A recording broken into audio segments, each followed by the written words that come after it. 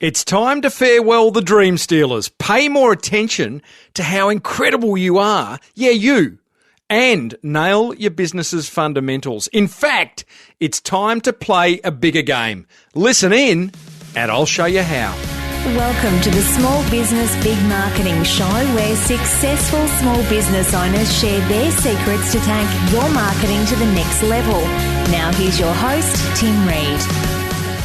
Welcome back, listeners, to another episode of Australia's #1 marketing show. I'm your host, as usual, Timbo Reid, but you, so much more importantly, are a motivated small business owner ready to crank out some great marketing. And that is exactly what we do around here. Big show today. We have got a lot going on and it's all about playing big. So well done to you for choosing to be part of it. I share some insights from a recent attendance at Content Marketing World in Sydney. I spoke there this week. I share a motivational marketing quote that will leave you feeling as though you can take on the world. And I've got a fireside chat with a very, very interesting fellow. Rowdy McLean is his name, who left a very cushy job in Australia's largest telecommunications company to go into competition with Australia's largest communications company. He won and made a squillion along the way. You're going to love this chat as Rowdy explains how we can all play a bigger game. It was a really, really good fireside chat. So stay tuned for that. And of course, there's always time for a weekly check-in. So there's lots of marketing gold dripping from the ceiling team, dripping from the headquarters of the Small Business Big Marketing HQ. So let's get stuck right in. Small Business Big Marketing with Tim Reid. smallbusinessbigmarketing.com. So I was a presenter at Content Marketing World in Sydney this week. Content Marketing World is run by the Content Marketing Institute and a fellow and past guest twice, Joe Polizzi. And it was a great event. It was attended by, I'm guessing, maybe 200, 250 corporate types looking to embrace this thing they call content marketing, I call helpful marketing. So I want to share some insights with you, and you're going to find these, I think, very, very reassuring. Because insight number one, having spent some time with the heavy hitters of content marketing, is that if you listen to this show, you're already ahead of the game. I had a lot of things confirmed by attending Content Marketing World as opposed to learning new things, which is great because there's some guys over from the States sharing kind of, leading edge, bleeding edge type stuff. And hey, if you're applying the learnings from this show, you're ahead of the game. So big well done to you. But here's some additional learnings, ideas, insights. There's an increased interest in podcasting. I love that. I spoke about podcasting. I did one of the breakout sessions dedicated to podcasting. I tried to get on the stage last year, but Joe didn't feel like podcasting was kind of needed to be discussed then. This year he did, and there was a lot of interest, had a full room, lots of great questions. I shared my 12 secrets to a successful podcast. That was the keynote I gave. And I had a couple of big corporates contact me afterwards to continue the discussion, which is great. We are going to see a really big increase in this wonderful, wonderful medium that you are listening to in the coming months, in the coming year. Bit of a purple patch on the way is my prediction. Another insight from Content Marketing World, responsive websites are now a non-negotiable, particularly in Google's eyes. If your website isn't readable on a small screen, on a smartphone, on a tablet device, you are going to get spanked by Google and people are just going to bounce off your website real quick. So you must have a mobile-friendly / responsive website. Google are about to release an update in April 2015 exactly about that.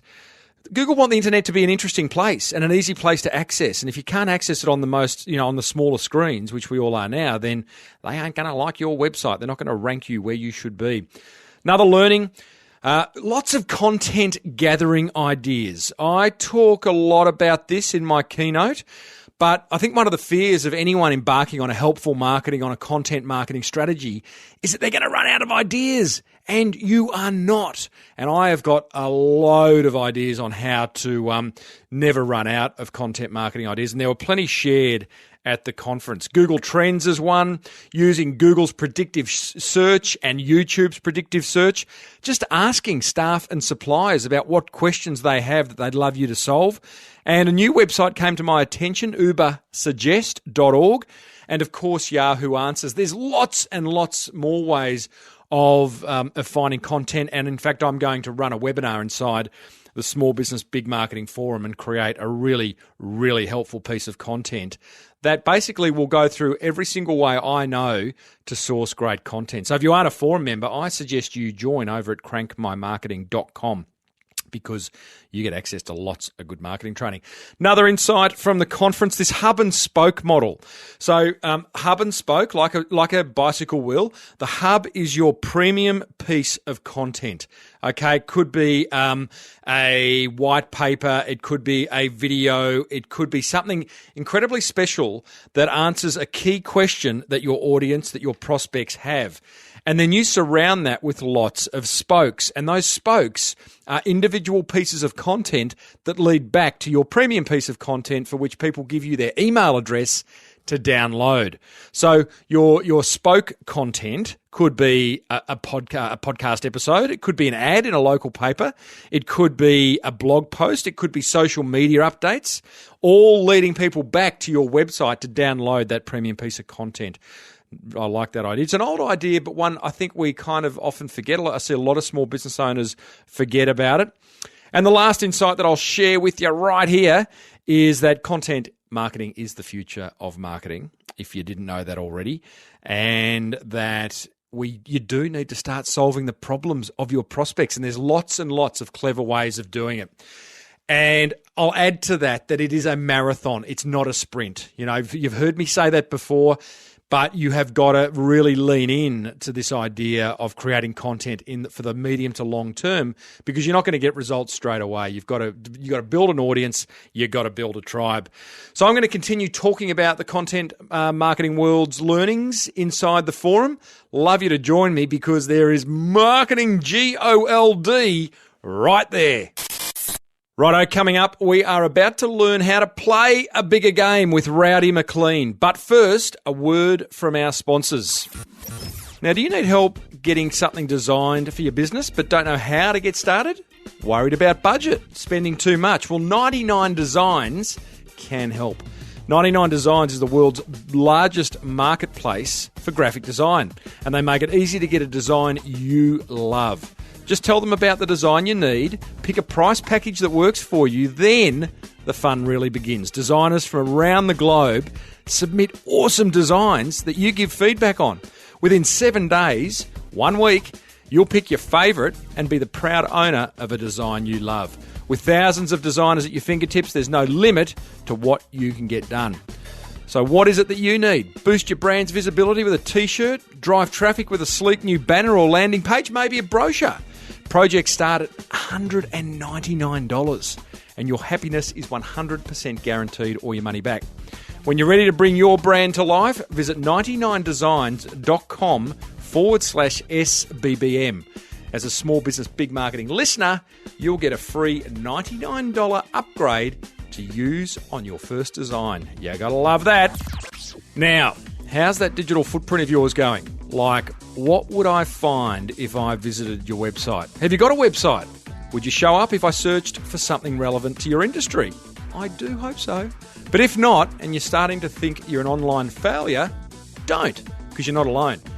And fortunately, the solution to marketing your business online is a lot closer and cost-effective than you think.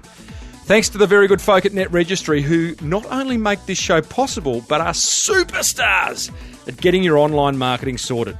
They can get you the right domain, the best hosting solution, website design, even a Google AdWords campaign. So what are you waiting for?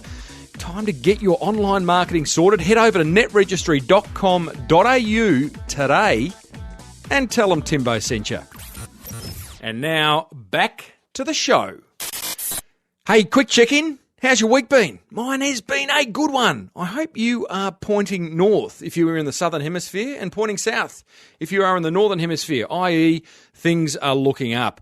As I said, presented at Content Marketing World, also presented a full-day workshop for the Australian Institute of Professional Photographers in South Australia this week as well. Talked about helpful marketing. I shared the 12 characteristics of a successful website. We even did a killer innovation session thanks to an old guest of mine, Phil McKenney, who taught me that wonderful creative thinking process. Had a wonderful meeting with my new social media strategist, Lucy. I know you're listening. So look out, guys, for some pretty fancy social media activity from the Small Business Big Marketing Show in the weeks, months and years to come. And I got booked for a job in Fiji. 3 jobs in Fiji this year already. Got to love that. Popular conference destination. Hey, I hope your week has been an absolute ripper. I love hearing how you, the small business owner, are going. So, as I said, join the forum or leave a comment in the show notes over at smallbusinessbigmarketing.com. Righto, let's get stuck into today's guest. His name is Rowdy McLean, and he is a bonza bloke. Hit him up on Twitter, at Rowdy, R-O-W-D-Y, McLean, M-C-L-E-A-N, and tell him you heard him on Small Business Big Marketing. Let me share a little bit of his bio. Rowdy challenges the average and interrupts the status quo. I love him already. He helps high flyers to fly higher. He gets the go-getters to go even better. He makes the movers and shakers shake things up. Oh, I love that. I love it when we do things differently. Playing a bigger game is Rowdy McLean's life story. Overcoming adversity and challenges to achieve remarkable results. And boy, has he ever. You ready for this one? Rowdy retired at 34. Gotta love that. He absolutely loves the game of business and the game of life. He's a very generous fellow. Rowdy was at a recent speakers retreat, and that's where I met him. Rowdy now shares how to play a bigger game from stage, and he is a very, very much an in-demand speaker. Very generous. He wants everyone, you, me, anyone listening, anyone he meets, just to be the best they can be. So if you feel like you're leaving money on the table or you're not making best use of who you are going to love this fireside chat with this great man. I started off by asking Rowdy what's pissing him off. You know, my story is play a bigger game, but the thing that pisses me off is people forget the fundamentals. What are the fundamentals? So the fundamentals are the basics about doing business. I think we go to business school or we read books or watch television shows like Shark Tank and stuff like that. We go, we should be reaching out and applying this technology or doing this groovy thing or attaching that fantastic idea, and we forget the basics. Like, I hate it that I turn up at a restaurant and the service is terrible. I don't care that they're cooking some master chef creation. If the person that's serving me is treating me bad, So true. Customer service, like that is a basic, like get that right. And almost if you've got a bad product, your customer service can hide a bad product to an extent. That's the type of thing you're talking about? Oh, absolutely. Yeah. I talk about that all the time. Is great customer service will cover up for your mistakes. But poor customer service will not enhance the great stuff that you do. It'll tear it apart. So, Rowds, tell me this. I love the whole concept of playing a bigger game. Can you define what it actually means?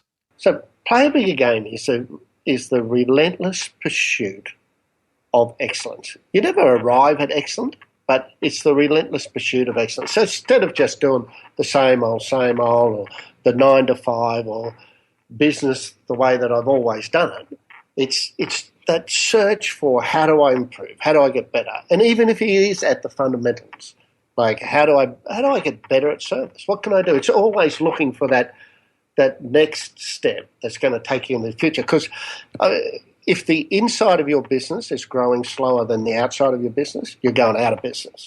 Are you asking people to really step up and execute a massive stretch, or is it just constant improvement? Just constant improvement, but focused constant improvement. And what do you mean by focused constant? What's the difference between constant improvement and focused constant improvement. So improvement with purpose. So if you thought about a football team, for instance, they play on the weekend and they win or they lose, it doesn't matter. They sit down and go, what is it that we want to improve on next week? So what is the one thing or maybe two things that we're going to adjust this week that we can then see the results of on the weekend? And business is no different to that. So sitting down on a Monday and going, you know what, I think and we started talking about service, so we may as well stick to that. But I think our service is a little bit off. What's the one thing that we're going to concentrate on doing this week really well that we can measure a difference to? So it might be how you answer the phone. So I may have noticed that we're pretty abrupt and we're getting a little bit lazy about how we answer the phone. So this week, let's focus on being really good at that and watch how our customers respond to it. So it doesn't have to be, I'm going to come up with a massive play bigger game service plan and we're going to have this overarching theme that we're going to run for 12 months and we're going to get an expert in. It just needs to be simple steps that improve your business on a weekly basis. Whose voice were you impersonating then? Oh, that was just my deep voice, mate. Wasn't very good, was it? Love it. No, it was pretty average, actually. I need you to step up with that those impersonations going forward if you could. Play a bigger game, mate. Yeah, no, I'll work on it this week, buddy. Yeah, thank you. Now, Rowds, okay, that's good because what I like about that already is that it takes the pressure off all the small business owners listening because it's now clear that this is not like, let's get to a stretch goal, like one that's just going to scare the pants off us, but playing a bigger game is about focused, constant improvement. So looking for where we could be being better and making an effort this week, this month, to step it up a bit. So that's good because too often there's enough pressure on small business owners anyway. So it's nice to be able to do it in a kind of stepped way. Rowds, I want to go back a step before we go forward because I want you to take us through the process of how any of us listening can play a bigger game. But first, tell us about the time that you played a bigger game and why you're the guy to be telling us to play a bigger game.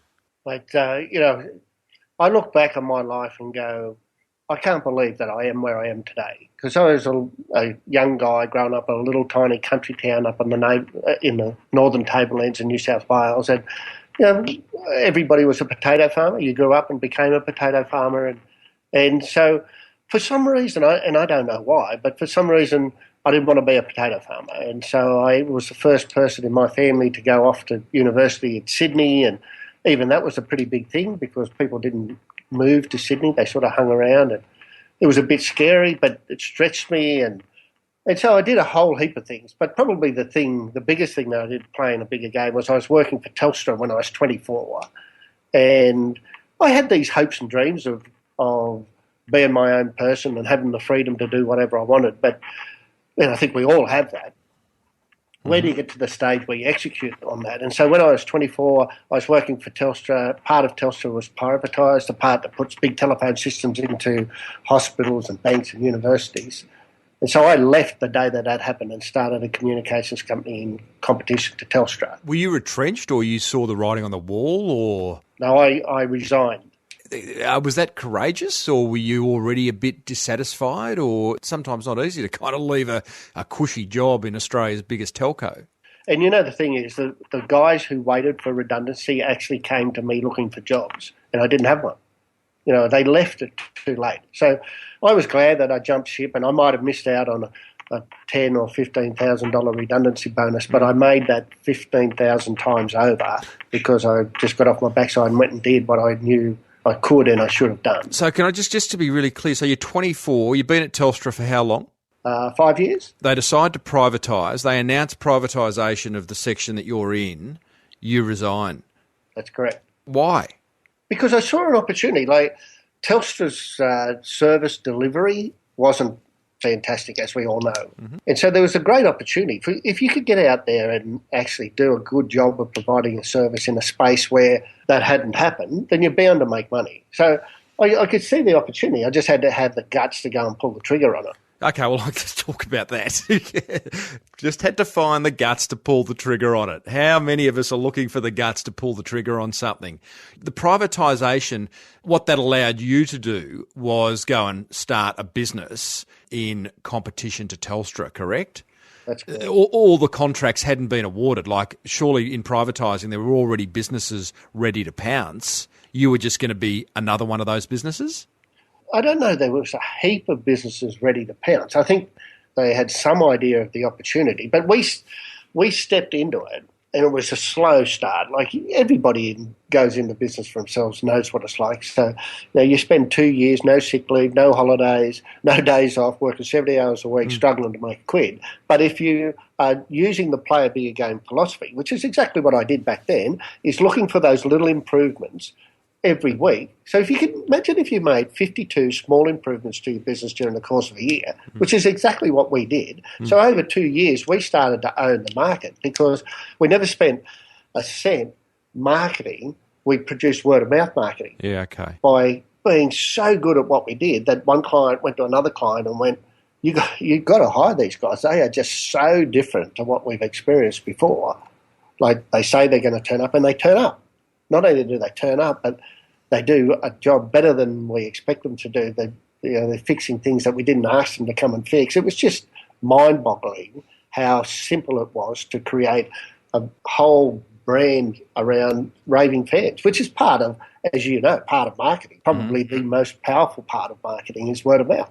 So I don't even know what you went off and did at the age of 24, having left Telstra, but before you tell us and how you then took that to market, maybe the courage, maybe I'm overemphasising the courage thing, but as a bloke from the country who was never intended to go to uni, was never meant to work in corporate, maybe for you it was just like, well, it was just another step, it wasn't such a big leap out of Telstra to running your own show. Oh, mate, it was a big leap. Was it? Oh, yeah. What were you most scared of? Funny, it wasn't what I was scared of that was driving me. It was what I wanted to create. So I just had my first child, Joshua, had just been born, and I thought, what sort of a future can I create with him? Working for Telstra, the wages aren't great. We'll probably live in a small house for the rest of our lives, have fairly ordinary holidays, and he'll have to go to an average school. That's what was driving me. It was the fear that the life that I created for my son wasn't going to be any better than the life that my parents had created for me.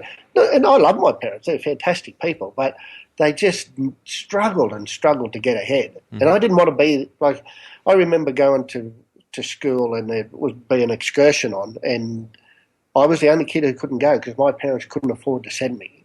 And I just got to the stage where I'm going, if I keep going down this path, I'm going to be that parent, and I don't want to do that. Was that your overarching why? That was my overarching why. That was the thing that drove me more than anything else. Still drives me today, is you can sit back and live an ordinary life, but I live by two philosophies. First one is you are amazing. Thank you. You are.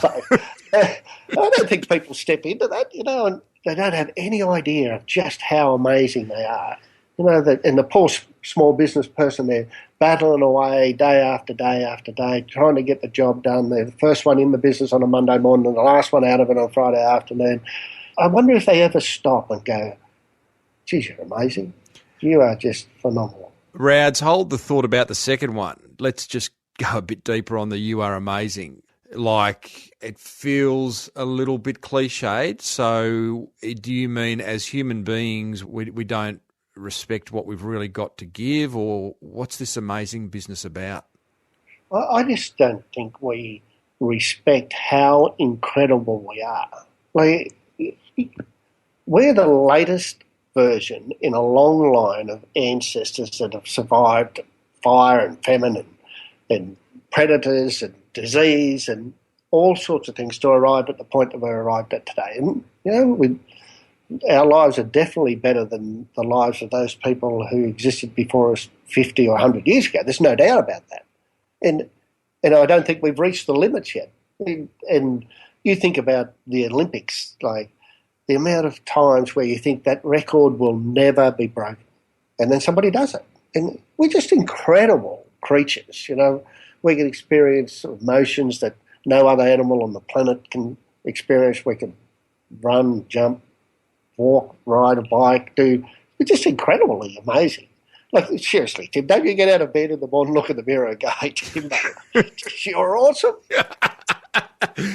Listen, mate, if I said I did that every day, I'd be lying. Every now and then I'd kind of give myself a little wink and go, oh, geez, Reedy, you're not looking too sharp. Not looking too bad, I should say. But that was a faux pas, wasn't it?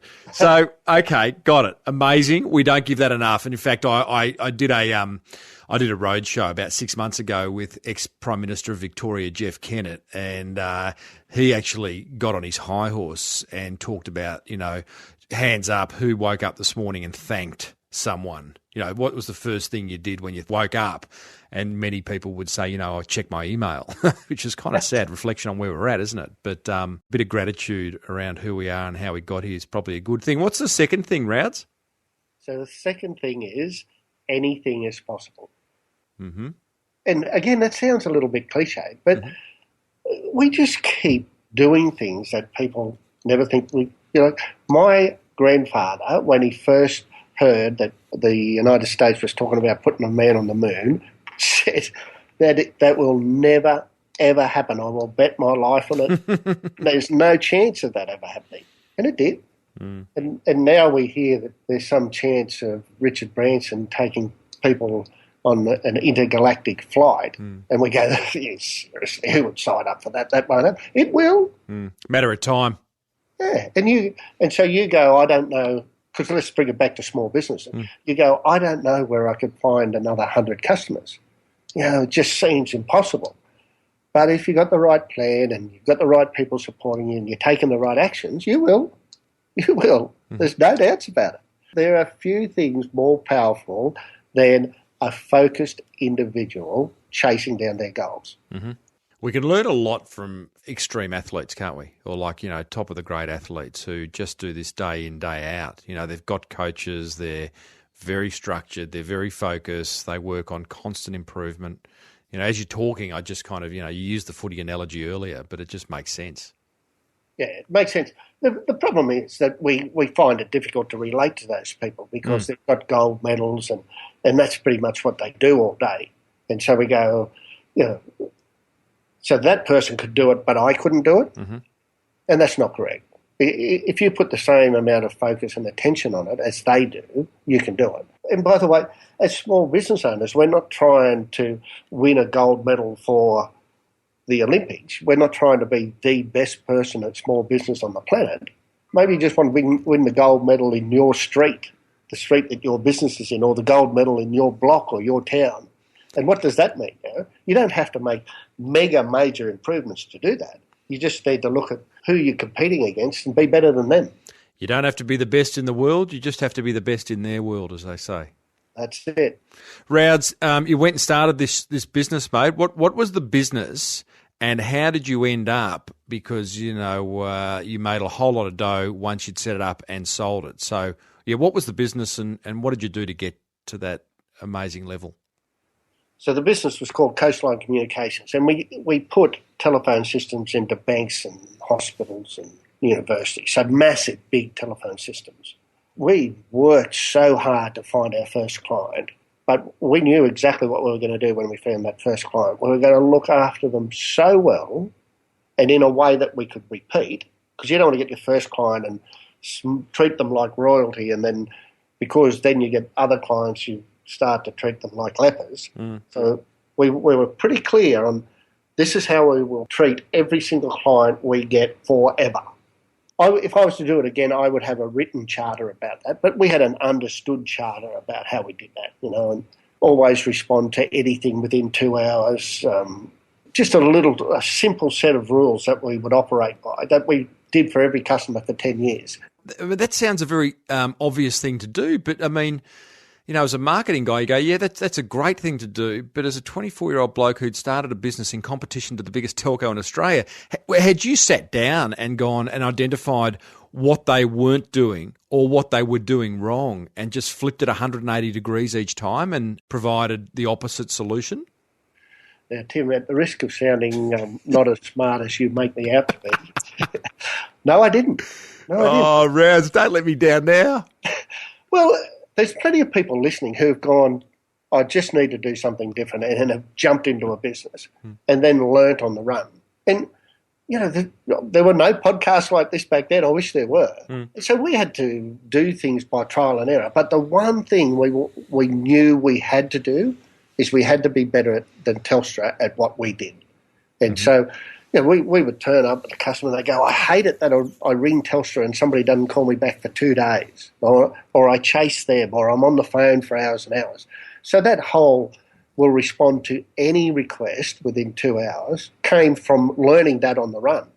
And so our customers go, look, if you're struggling to get service for your telephone system, ring these guys. They respond within 2 hours. They did the marketing on our behalf. Gotcha. And did you slowly build up this kind of list of things that, because I've actually spoken to a fellow a few months ago, in fact, he's on the Gold Coast, as are you, Joshua Nichols from Platinum Electricians. No, he's not on the Gold Coast, he's in Sydney, but he had a 21-step charter for every one of his Sparkies, 21 steps to follow every time they went into a home. And it was like, if they did that, they were going to provide an unbelievable experience and by default create word of mouth. Yeah, look, I think that's an awesome thing to do. I think, personally, I think 21's too many. I graduated from the Disney Institute last year and they've got just 4. But I think having whatever the charter is, whether it's 4 or 21, having a set of behaviours that everybody in the business understands and everybody in the business can repeat 100% of the time. So the idea of having a charter of behaviours is not to have some that you do 75% of the time and others that you do 90% of the time. It's, if this is our charter of behaviours, like if we say we will call you back in 2 hours, that's 100% of the time, not 95, not 85, not most of the time. It's every single time. That really builds your reputation, because there's a whole heap of businesses getting around and they put these promises out there and then they don't deliver on them. That's probably worse than having the promise. Yeah. Hey, Raz, when you graduate from the Disney Institute, do you get to choose one of the characters that you kind of reflect most with? Goofy? Goofy. Yeah. I can see you setting me up. Every day of the week. Every day of the week. Hey, what are the four charters that Disney have? So the 4 charters of Disney are safety, courtesy, show, and efficiency, in that order. Safety, courtesy, I get those two. What's show? Show is you need to be in character all the time. So if you're on the Pirates of the Caribbean, then you can't be talking like a space cadet, or vice versa. So from the moment you step into the park, you have to be in the character of the place that you're going to be working. And you need to remember that it is a show. Like it doesn't matter whether you're cleaning the sidewalks, everything at Disney is part of a show. And that 4th one was consistency, was it? No, efficiency. Efficiency. Yeah. So let's look for ways to do things faster, smarter, be nicer, make things smoother, easier. So, Rads, with Coastline Communications, how long did you have that business before you sold it? 10 years. 10 years. And did someone come in and make a ridiculous offer? No. By then the margins had people had seen that there was an opportunity there. So companies like Siemens and Panasonic and Ericsson's jumped into that market because they could see that the margins were there, and so they just made it almost impossible to make a penny out of it. So didn't make as much money when I got out of it as I would have liked, but I made a lot of money along the way. Now, you're a man who's, you don't mind a bit of hammock action. You don't mind walking along, romantic walks along the beach. You avoid work as much as you can, but you have decided, I'm not painting a pretty picture, am I? but you've decided that you're going to be the guy that teaches the rest of the world to play a bigger game. Why did you do that? I can't get over the incredible things people can do or achieve when they put their mind to it. And so, the whole world is always moving towards being better. And so if I can help a small business be better at small business, that helps the local community, helps the people in the business, helps the town that they're in. If I can help you or somebody else be a better person, and that helps the surroundings that they're in. It's just part of that whole.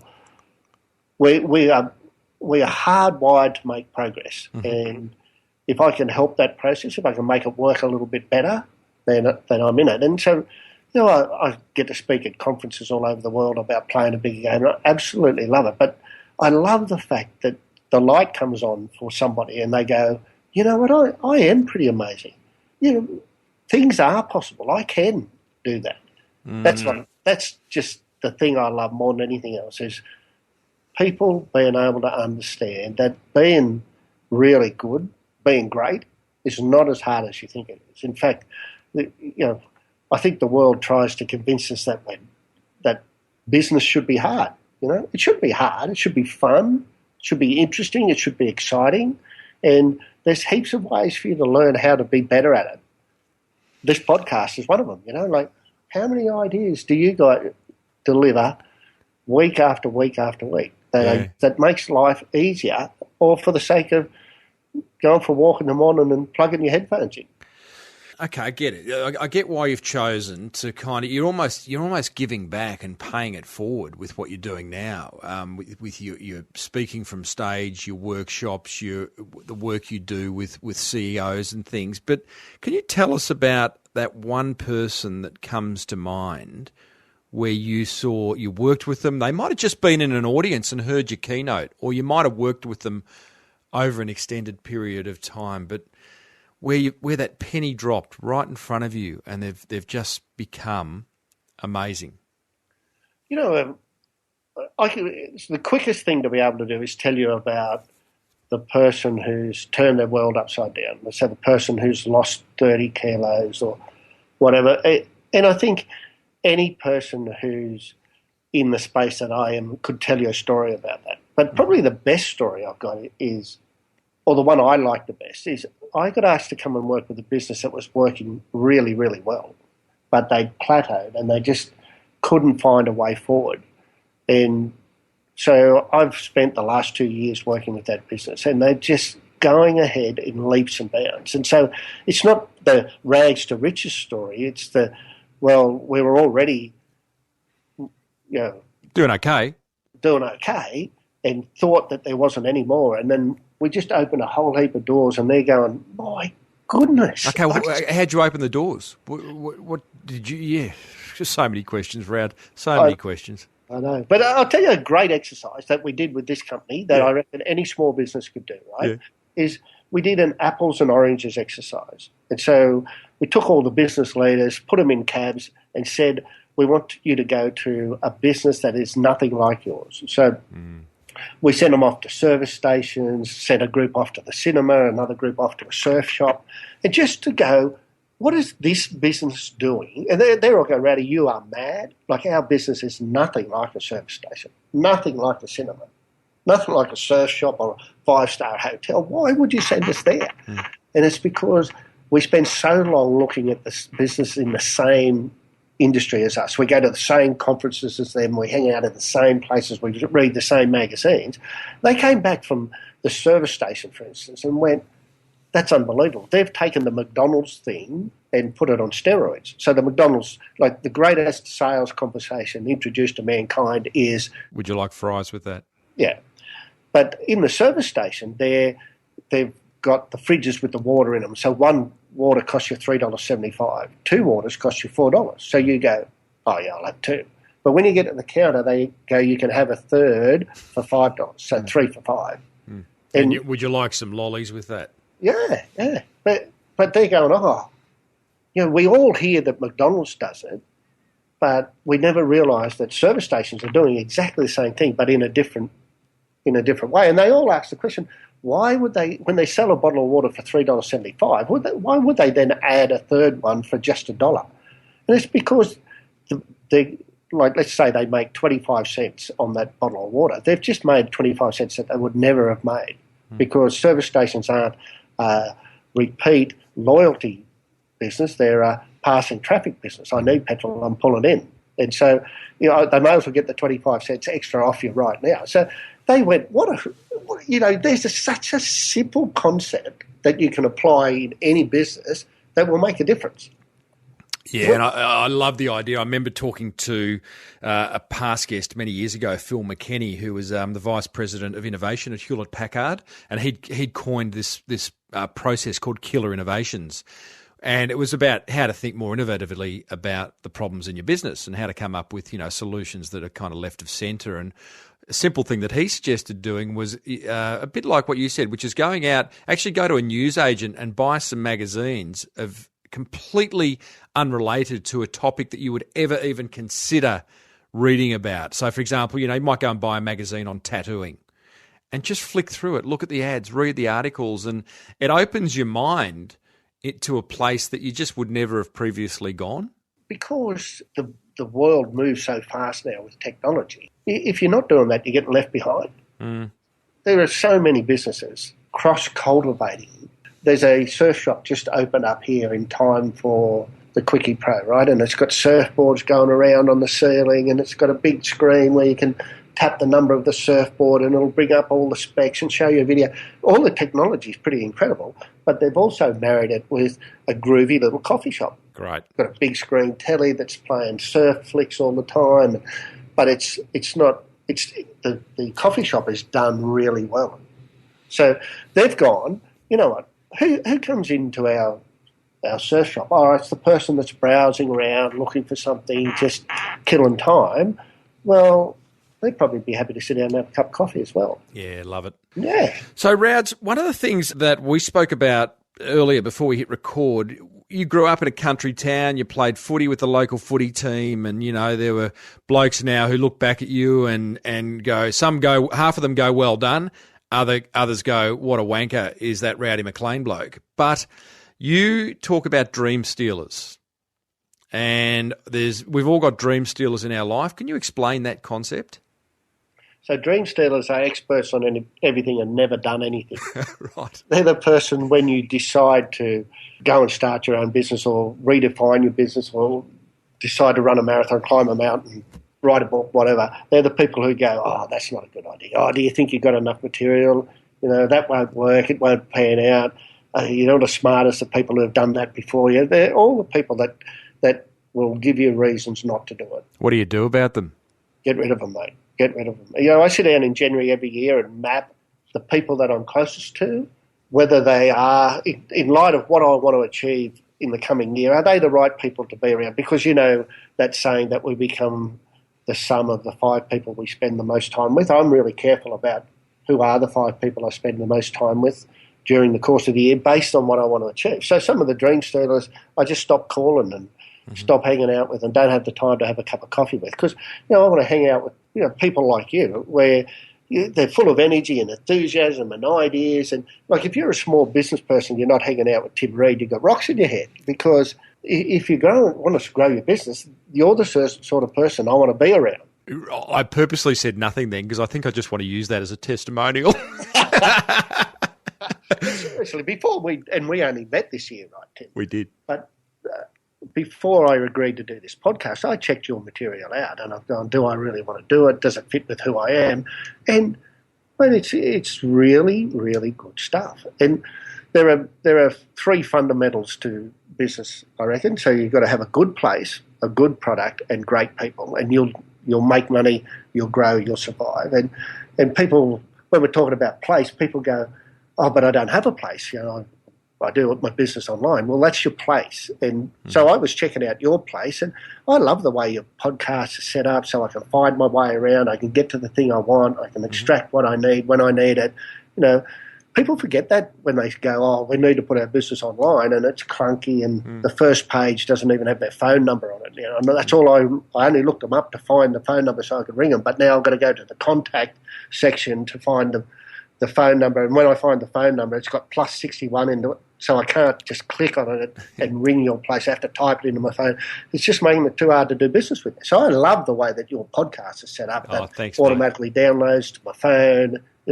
So in terms of place, you've done a sensational job. In terms of product, you've got an outstanding product. In terms of people, mate, you probably need to change your hairstyle, but you're going okay. Mate, I would take advice from you on everything but fashion. Everything. Hey? What do you got on today? You got the thongs on? Mate, I've got the flip-flops on, pair of shorts, T-shirt. I'm glad you said flip-flops, actually, because I got a lot of American listeners, and they probably just thought I asked you whether you're wearing a G-string. Oh, Rowds, mate, I tell you what, half an hour is not enough with you, and I am going to demand that you pop back in to my place at some point down the track, maybe later in the year, to check in because, mate, you've got so much to give. Mate, I'd love to. I enjoy the chat. And, sometimes you forget all the stuff that you've done or had a go at that's useful to business until somebody starts to ask you about it. Oh, yeah, actually, I did this and I did that and I've tried this and that worked and it's good. It's good digging down into it. Yeah, love it, mate. Well, listen, I'm going to get people to go and check you out. First of all, if you loved what Rowds has to say, go over to Twitter and tell him you heard him on the show at Rowdy McLean. So that's Rowdy McLean, McLean. And you can head over also, is it Rowdy? What's the website? So rowdy.com.au, rowdy.com.au. Oh, I love it, mate. That is simplicity right there. Thanks for being on the show, Rowds. Mate, it's been a pleasure. I'm off to the beach, mate. What about that team? What a good fellow. What a good fellow. Playing a bigger game is what it's all about. Now, if you loved that chat or if you've got something to share with us about that chat, hit Rowdy up at Rowdy McLean, McLean, on Twitter. He would love to hear from you. And I want to share my top 5 tips from that chat. Thanks to the very good guys at Net Registry and 99designs.com/SBBM for your exclusive listener offer. Number 1, learning. Stop hiding in the background of life and play a bigger game.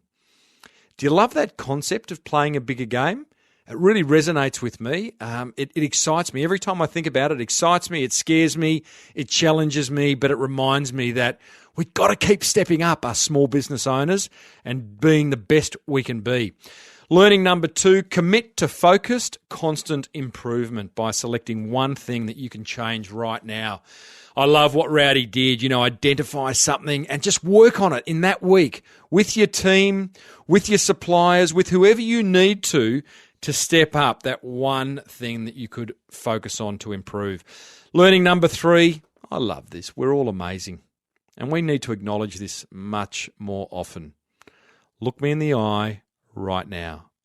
You are amazing. I'm amazing.